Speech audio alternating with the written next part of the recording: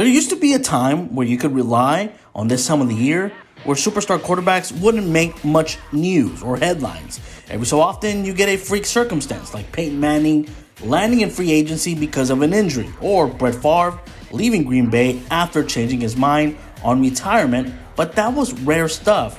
Boy, have the times changed. This week, it all began with Green Bay Packers quarterback Aaron Rodgers not only deciding to stay with the franchise after months of speculations about whether he was frustrated enough to retire or demand a trade, but he is doing so on a 4-year extension worth $200 million with a whopping $153 million in guarantees. Rodgers is now the highest paid player in football, and that was not even the real big story of the day. Then, 2 hours later, we were hit with Russell Wilson, who is going to the Denver Broncos, a new quarterback after that franchise agreed to acquire him via trade from Seattle. So who are the winners and losers out of all this situation? First off, the winners. Let's begin with Aaron Rodgers. Aside from becoming the highest paid player in NFL history, Rodgers remains with a team that gives him the best chance to get back to a Super Bowl.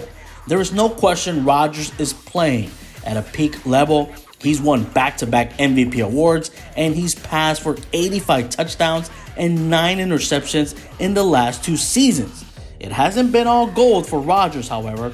The playoff flops against Tampa Bay and San Francisco have taken some shine off those awards.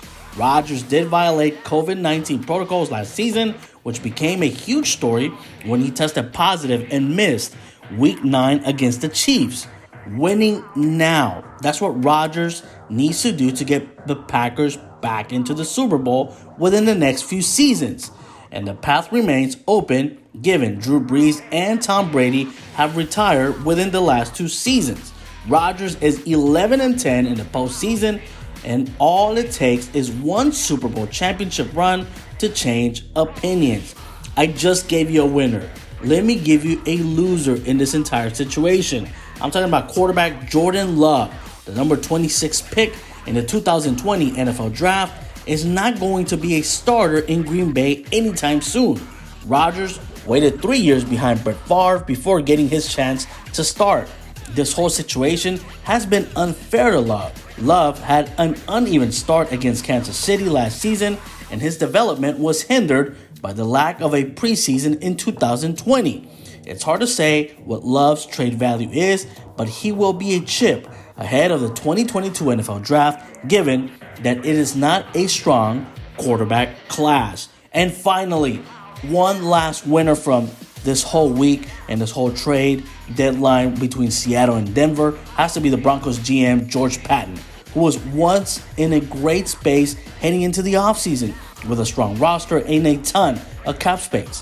What he didn't have was a quarterback, and he just nabbed one of the best in the business. Wilson's arrival instantly makes this team a Super Bowl contender. So what you will know about the all-star quarterback in the AFC, and especially those within the AFC West, where each team has a Pro Bowl player at the position. But Wilson's credentials include a Super Bowl ring and 9 Pro Bowls. He's still plenty of talented, enough to capitalize on the young talent around him and make an incredible feeble offense much better.